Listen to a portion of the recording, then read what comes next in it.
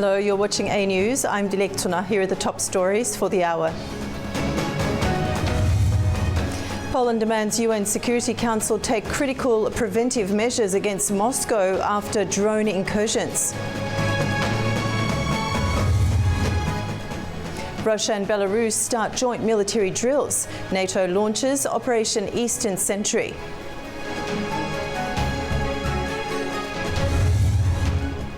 The prime suspect in the killing of conservative activist and Trump ally Charlie Kirk has been arrested.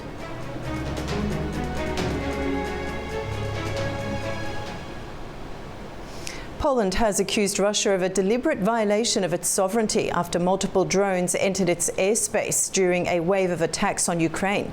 The incident, condemned by NATO allies, has sparked an emergency session of the UN Security Council, raising fears the war could spill further into Europe. The UN Security Council held an emergency session after Poland reported that Russian drones had violated its airspace. Members heard warnings of escalation, denials from Moscow, and calls for a strong international response. This is not the first time that drones have been detected in neighboring countries during the full-scale war in Ukraine. But it is the first time that multiple drones have flown so deep into a neighboring country's airspace. UN officials said the incident took place amid one of Russia's largest barrages in months. Ukraine's President Zelensky reported more than 400 drones and dozens of missiles launched at 15 regions across Ukraine, killing at least one civilian. Poland's representatives told the Security Council the violation was deliberate, describing it as an attack not only on Polish sovereignty, but also on NATO and EU airspace.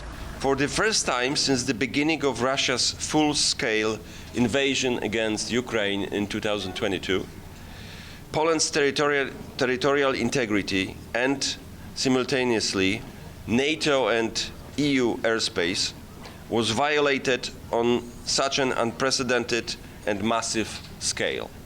The United States pledged its full backing under NATO's collective defense commitments.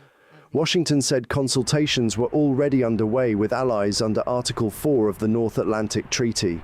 The United States stands by our NATO allies in the face of these alarming airspace violations.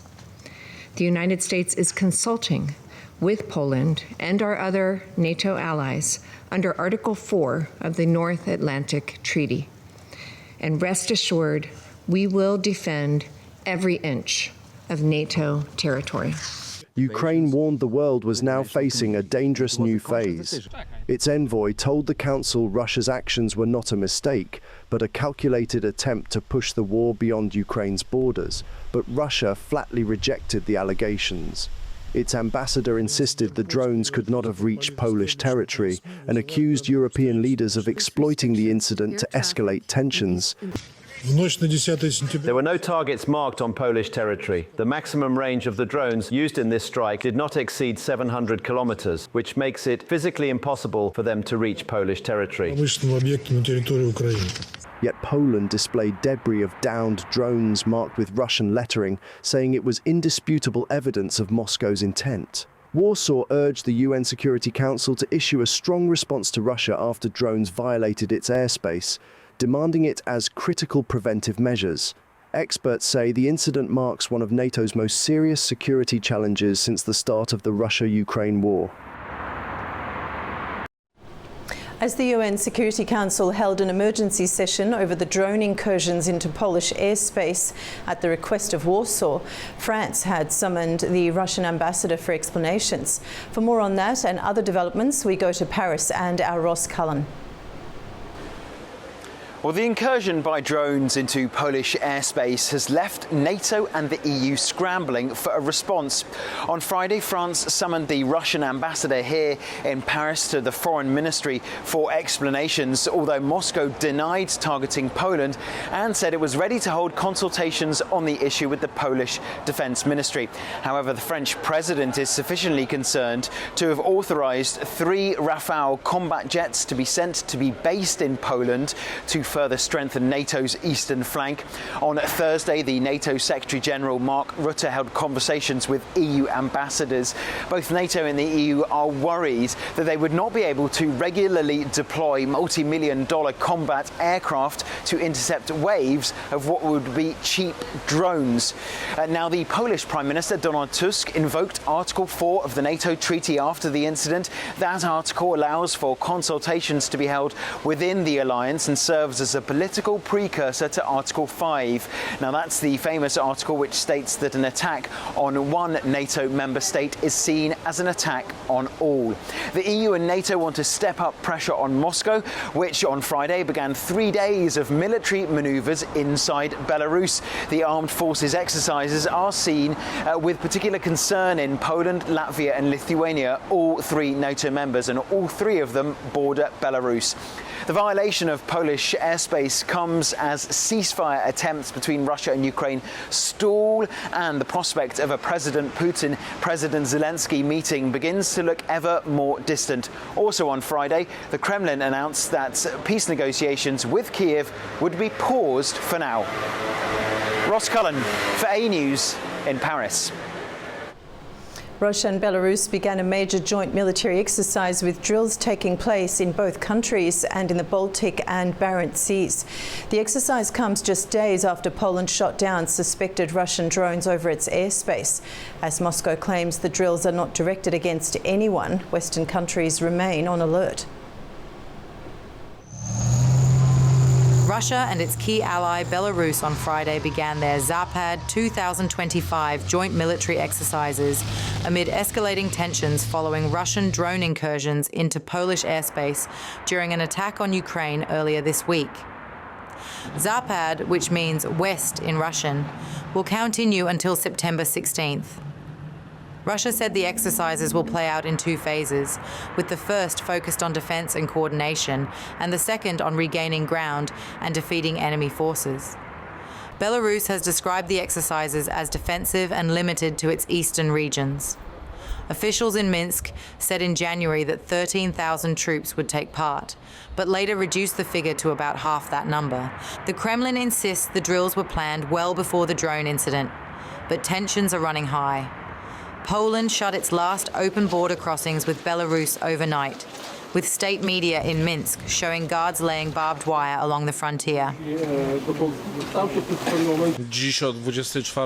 Today at midnight we closed traffic on the Polish-Belarusian border. This is due to the beginning, actually ongoing, Zapad maneuvers. These maneuvers are aimed squarely at Poland and the European Union. These maneuvers are practicing aggressive warfare scenarios against our country. In response, Poland has deployed about 40,000 soldiers along its eastern border. Polish officials believe the drills may simulate an attack on the Suwalki corridor, the narrow stretch of NATO territory linking Poland and Lithuania between Belarus and Russia's Kaliningrad exclave. Military planners see the corridor as one of the alliance's most vulnerable points. The decision I signed, the decision to close border crossings, is a decision without a specified period.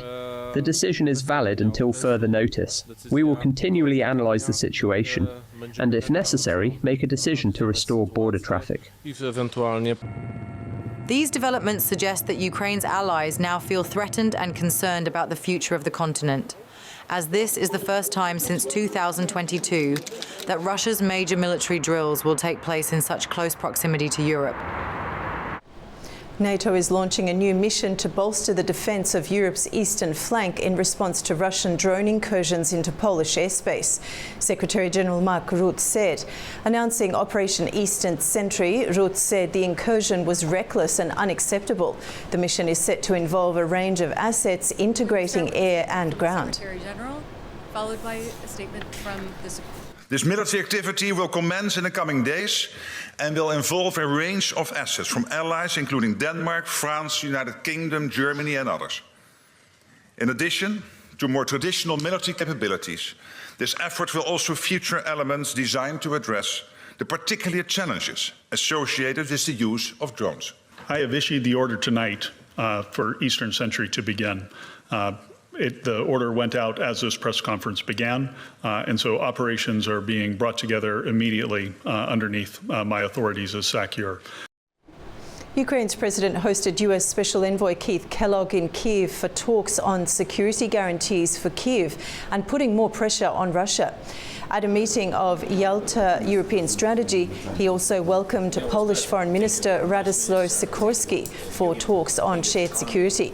Sikorski's visit came as Warsaw rejected a suggestion by US President Donald Trump that Russian drone incursions into its airspace could have been a mistake. In a speech following talks with Kellogg, Zelensky jokingly thanked the US envoy for being the best air defense. Коли в Києві представник президента Сполучених Штатів Америки. When President Trump's representative is in Kyiv, there are no massive attacks. Вбивці утримуються. Killers refrain from murder. This does not work with representatives of other countries. Це не працює. І якщо ми разом з партнерами зможемо захищати наш повітряний If we and our partners can truly defend our airspace reliably, protecting Ukraine from attacks, and our neighbors, such as Poland and Romania, from any Russian threats in the sky, Putin will lose the meaning of carrying on his war. сенс його війни.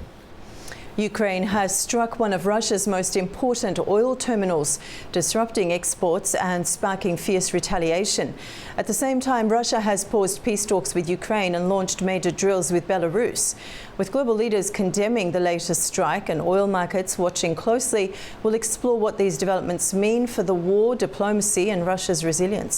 Joining us to discuss further is Andrei Schwartz. He's a political analyst from Sofia, Bulgaria. Andrei, thanks for joining us on the program.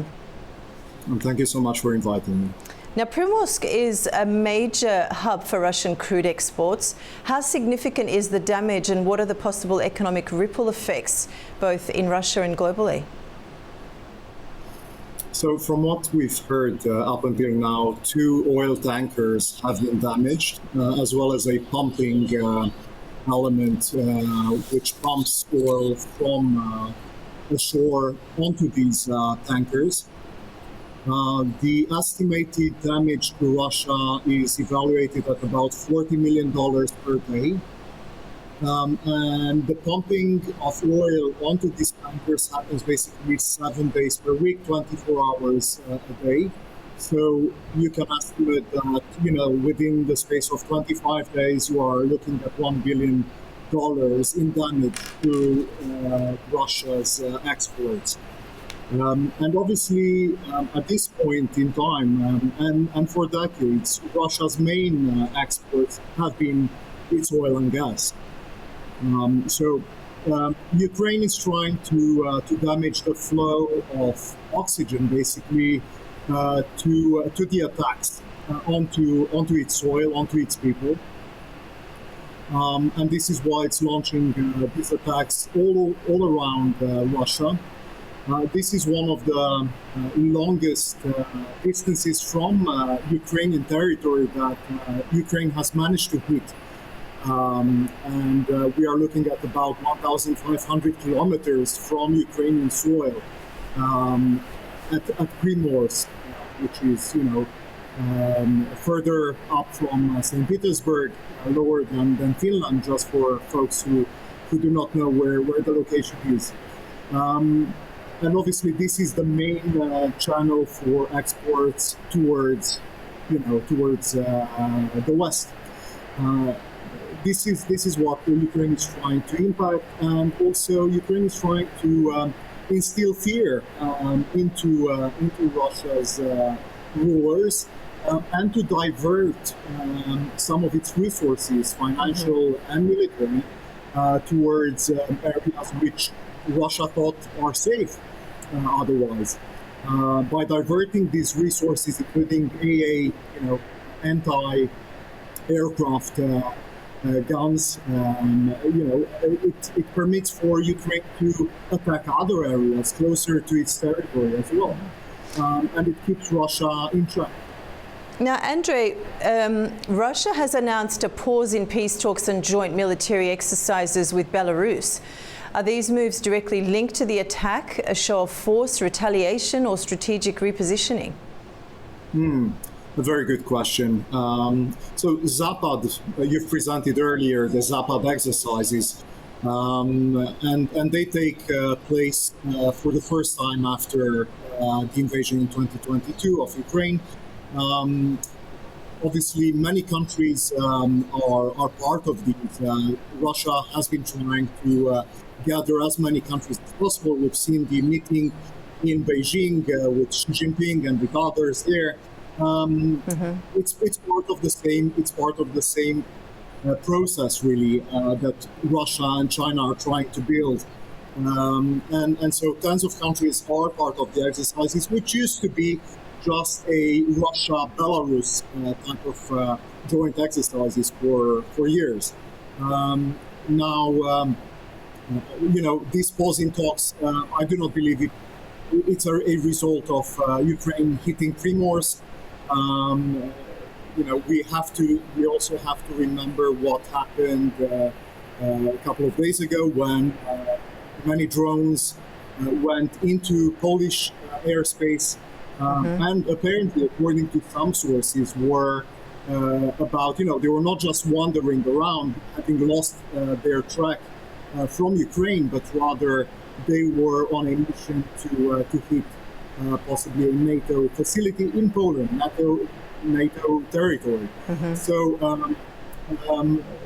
some analysts look at Zapad as simply Russia and Belarus trying to instill fear into NATO. And also, try to convince NATO countries that it's damaging possibly to their own benefit to support Ukraine.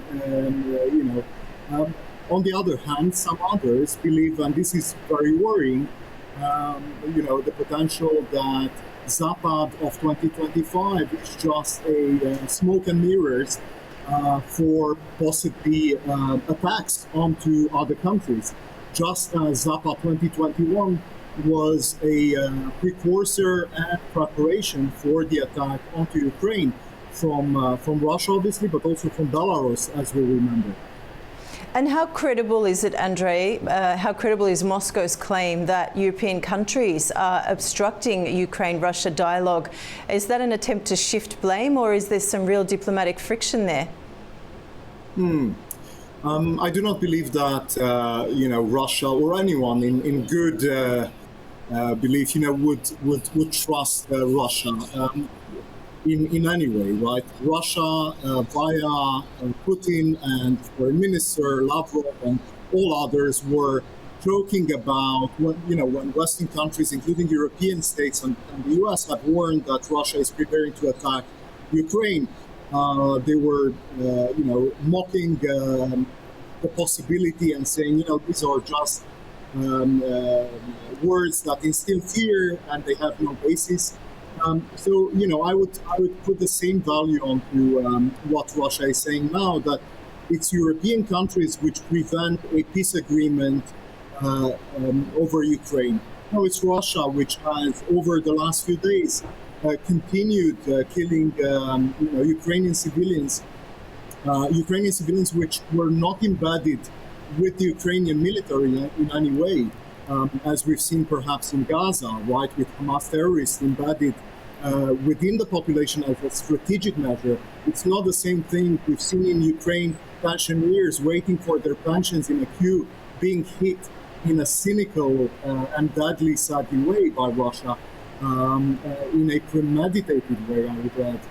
So no, it's Russia which could, with the press of a button from President Putin, could stop the attacks on Ukraine and could really go back to a negotiating table in a meaningful way, trying to reach a settlement to this issue. And Andrei, how might this, the drills with Belarus affect energy markets globally, especially in Europe, which remains sensitive to Russian energy disruptions? So some European countries continue to depend on Russian oil and gas, particularly Hungary and Slovakia. Some others, there have been doubts expressed over the last couple of years and more actually, ever since the invasion in February 2022, that other European states are continuing to buy Russian oil and gas via third parties, other countries that white label the oil and gas somehow. The decrease in oil cost has been detrimental to Russia, as we've discussed at the beginning of this conversation of ours, because this is what fuels Putin's army, really, and the entire economy, which is a war economy over the last 3.5 years. These exercises will not have a direct impact on the provisioning of oil and gas into the European states, which continue to buy Russian oil and gas, and the cost there should decrease because OPEC Plus has increased pumping oil and gas and refining oil and gas, which Russia is really adverse to and really views as a threat. Okay. Andrei, thank you so much for joining us today. It's been most insightful. I appreciate your time. Thank you. Thank you so much. North Korean leader Kim Jong-un has announced that he will present a policy of simultaneously developing both nuclear and conventional armed forces at the country's upcoming key party meeting, state media KCNA reported. Kim also oversaw a shooting drill by North Korean sniper units on Friday. Analysts link these domestic activities to Kim's visit to Beijing earlier this month, his participation in the country's largest international multilateral event, and meetings with Chinese President Xi Jinping and Russian President Vladimir Putin, which have raised his international profile. The UN General Assembly passed the New York Declaration, a resolution aimed at reviving a two-state solution between Israel and Palestine without Hamas involvement. 142 countries supported the text, 10 were against, while 12 others abstained. The resolution demands that Hamas must free all hostages and condemns the attacks on the 7th of October. It also calls for an end to the war in Gaza and the implementation of a lasting two-state settlement. Thousands of Palestinians were fleeing northern Gaza, heading through central areas after the Israeli military issued new orders to residents to leave amid its offensive in Gaza City.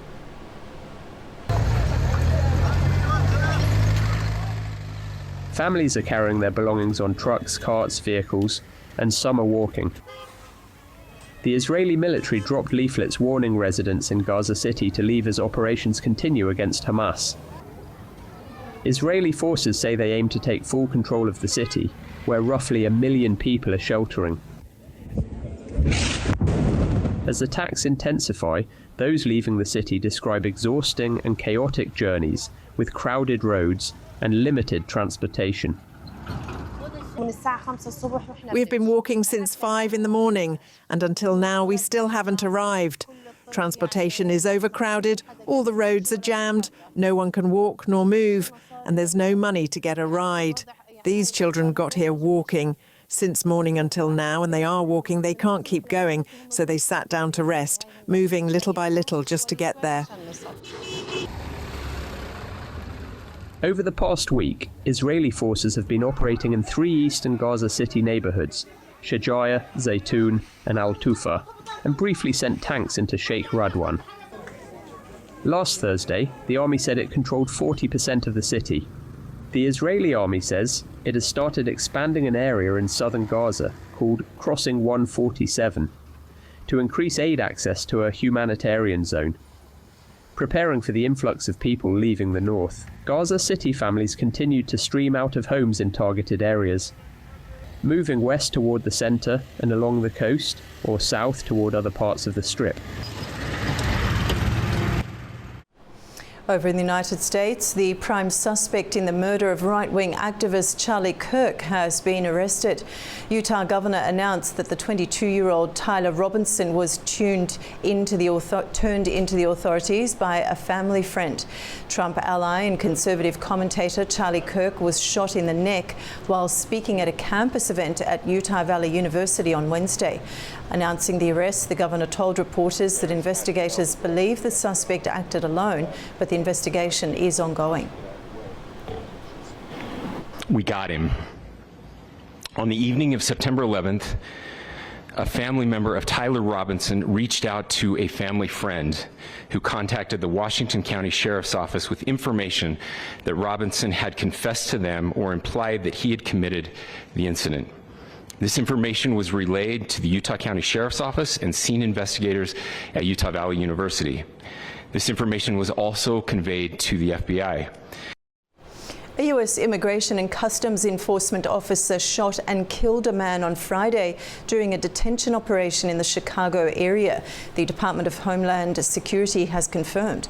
ICE officers were attempting to arrest a man when he drove his car towards law enforcement agents. The Department of Homeland Security stated that the officer used appropriate force. The incident occurred amid the Trump administration's Operation Midway Blitz, an immigration enforcement action launched in Chicago and other parts of Illinois.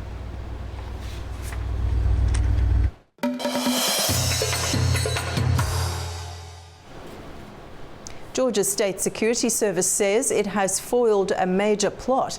They say 2 Ukrainian citizens are in custody after powerful explosives were smuggled into the country, with investigators warning a residential building in Tbilisi may have been the intended target. Our Nini Nikolashvili reports from Georgia. The State Security Service of Georgia has confirmed the new findings in a major security operation that led to the arrest of 2 Ukrainian citizens and the seizure of 2.4 kilograms of hexagon, an explosive even more potent than TNT.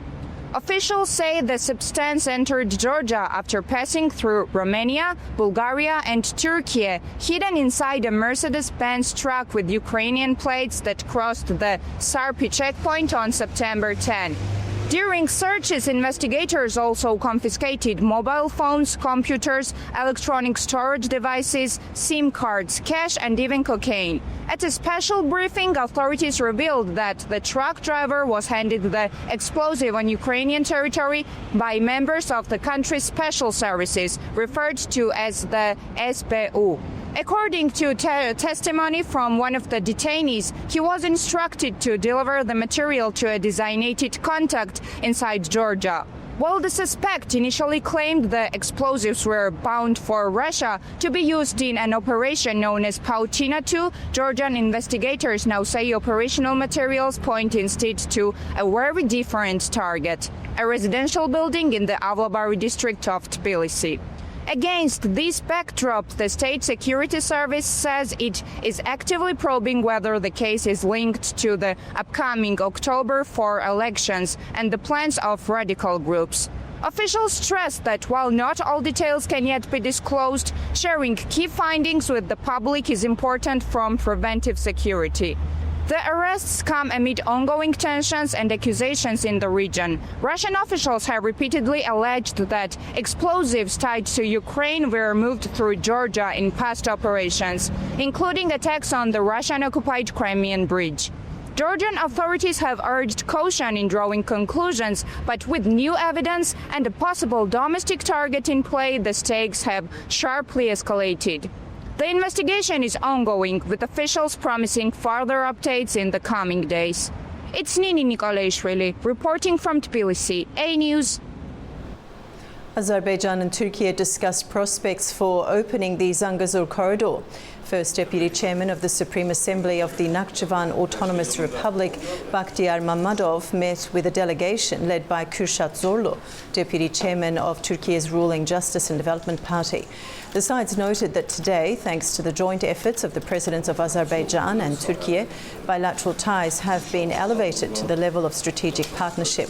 The importance of Nakhchivan in these relations, particularly in the context of the opening of the Zangezur corridor, was also emphasized. The Zangezur corridor has become a symbol of renewed connectivity and diplomacy, and with remarks like those by Armin Laschet that peace between Yerevan and Baku opens up new opportunities for the EU and Central Asia, the question is, what real potential lies ahead for Turkey and Azerbaijan relations? Joining us is Associate Professor and Head of Department at Khazar University, Orkan Valiev, to unpack what's feasible, what's ambitious and what obstacles remain. Professor, thanks for joining us on the programme. Thanks for having me. Now, Armin Laschet has said that peace between Yerevan and Baku offers new opportunities for the EU and Central Asia. What kind of EU role do you foresee and what form might that take? It's clear that after the and the U.S. intervention involvement to the peace process and also the signing the declaration that covered also the Zangezur corridor, Trump's peace, the road, international peace, road and prosperity, will change the rules on the ground that has been mentioned by the Armenian ambassador to Germany, the meeting with the respective diplomat in Germany. In this case, the establishment of the corridor will bring the opportunities and direct benefits for the European Union in terms of the establishment and direct relation with Central Asian countries, which is quite strategic for the European Union in terms of the energy, the resources, specifically, let's say, the Kazakhstan, which has the strategic resources for the new energy types and so on. So in this case, and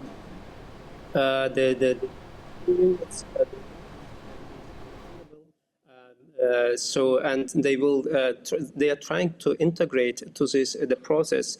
As I mentioned before, after the Washington Declaration, which included the U.S. involvement, all sides, including Russia, will try to integrate to this the economic process, because we are on the way establishment the new.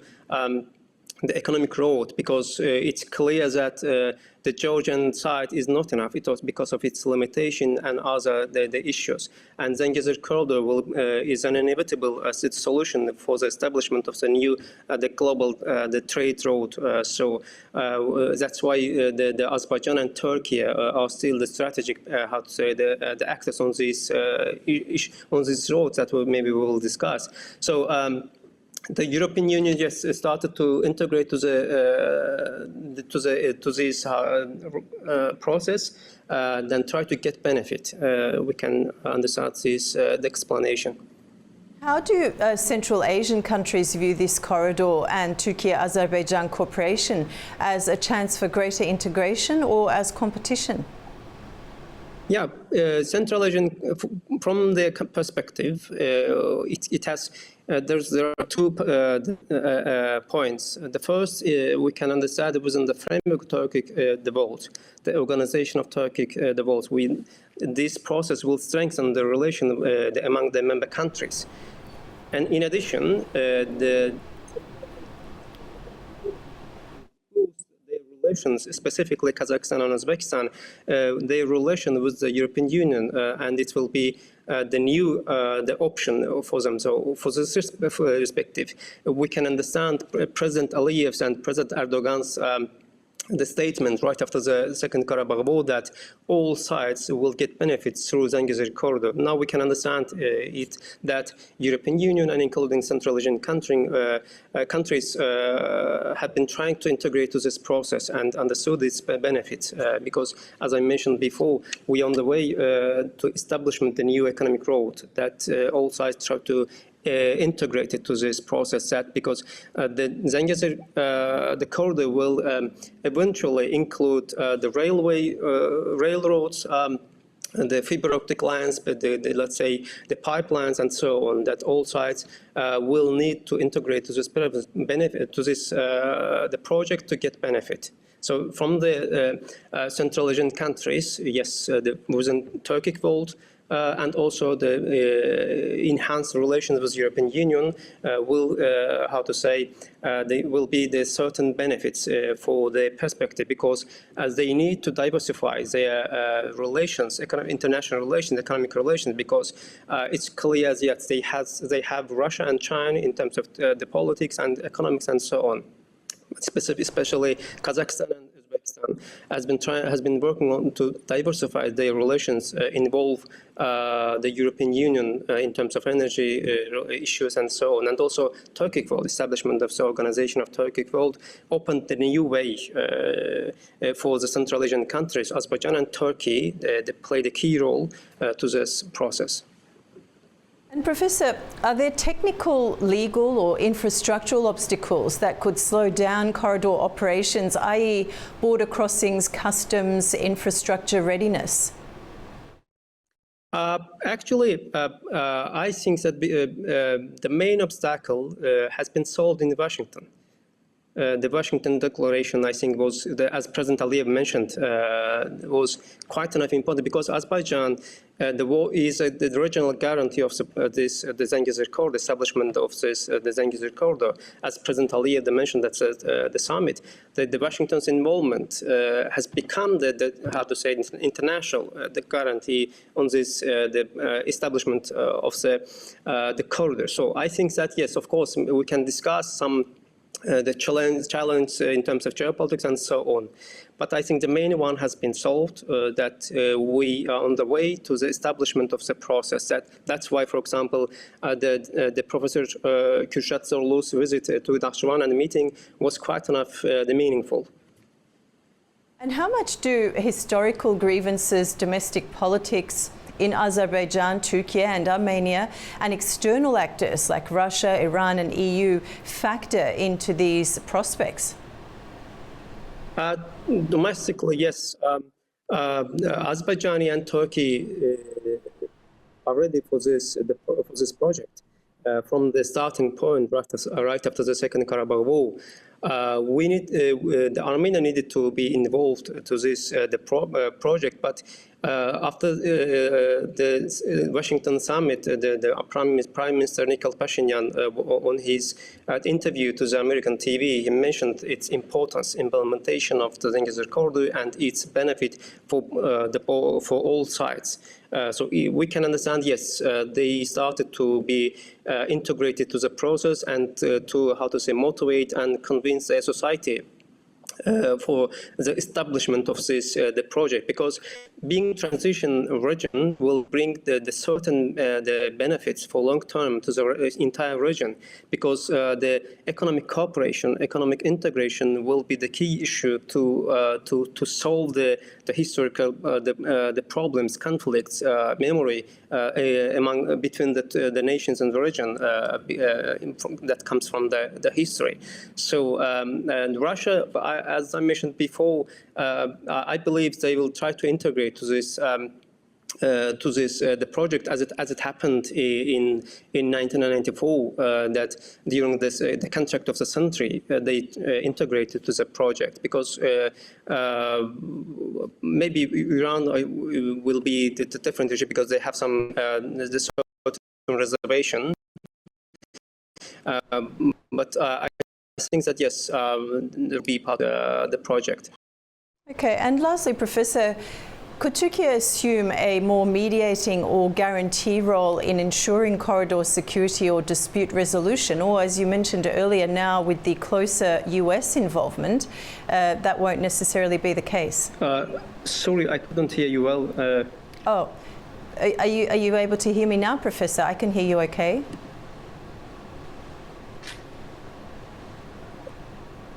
Professor Orkan? So sorry, I couldn't hear well. Sorry. So, can you hear me okay now, Professor? Yes, now it's okay. Okay, good. So I'll repeat my question in that case. Now, my last question to you, could Turkey assume a more mediating or guarantee role in ensuring corridor security or dispute resolution? Or, to your mind, because you mentioned it earlier, now with the closer US involvement, do you think that that won't be the case? Thanks for this question. I don't think that US involvement will be the military issue. It will be economic issue. And I think that militarily, politically will be guaranteed by the Azerbaijani and Turkish alliance, so which are the main the countries of the region, especially Turkey. That's why I think yes, Turkey will be part of the key partner, the key actor on this the project. So and also, the establishment of the Zengezur corridor will open the new the opportunities for Turkey to strengthen its the central role within the framework of the Turkic world and also, let's say, Eurasia, because Turkey is becoming will become the hub in terms of the energy roads, and let's say because the Zengezur corridor will eventually include railroads, the pipelines, and also fiber optic lines as well. So Turkey will become the main the hub in this issue, and also because of its the military the capacity, and also as a NATO member country state. So Turkey will be the key the actor in this the project. Okay, Professor Orkan, thank you so much for joining us today. I appreciate your time and insight. Yes, thanks. My pleasure. Turkish and Armenian special envoys met at the Margara crossing point in a first such meeting at the border in years. Turkish envoy Serdar Kılıç, welcomed by his Armenian counterpart Ruben Rubinyan, highlighted the strategic importance of the Zengezur corridor before the meeting. He called it a gateway linking Turkey, Armenia, Central Asia and the Turkic republics. He said Yerevan had declared readiness to open the border, adding that only technical steps remain. A senior US State Department official announced that Washington will provide $145 million in assistance to Yerevan. The funds are meant to boost Armenia's economy and regional transport links. The US official said it's the first step toward the implementation of the Trump Route for Peace and Prosperity, a plan to link Azerbaijan, Armenia and Turkey along the Zengezur corridor.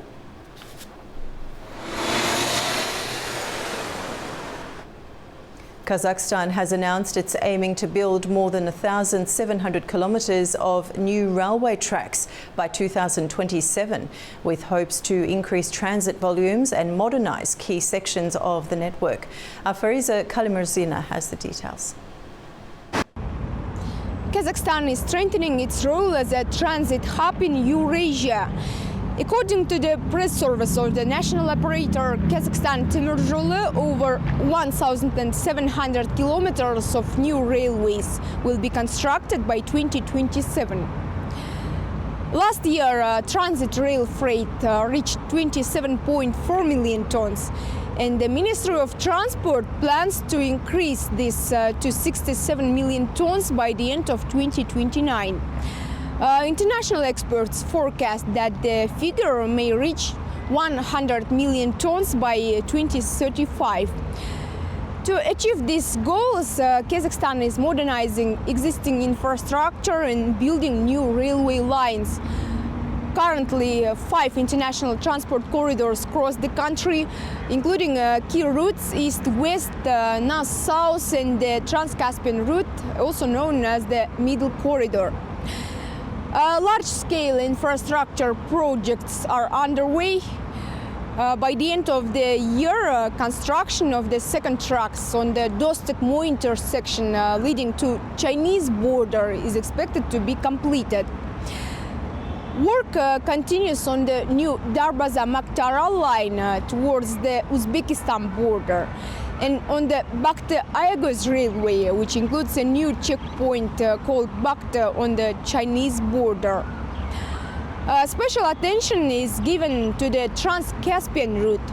Over the past 5 years, freight volume on this route has increased 6-fold, In last year, growth reached 62%, while container shipments rose 2.7 times.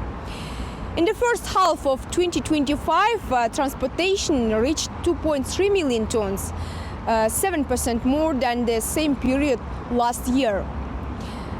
The government has reaffirmed its commitment to the continued development of the Trans-Caspian route, describing it as a vital link in Eurasian logistics and the key driver of Kazakhstan's growing role in international trade and transit. This approach aligns with President Kassym-Jomart Tokayev's vision of building an integrated network of rail, road, air and logistics hubs as a long-term strategic goal.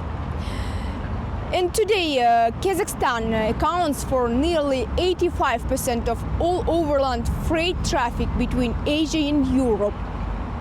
From Almaty, Kazakhstan, Fariza Kalimurzina, A News.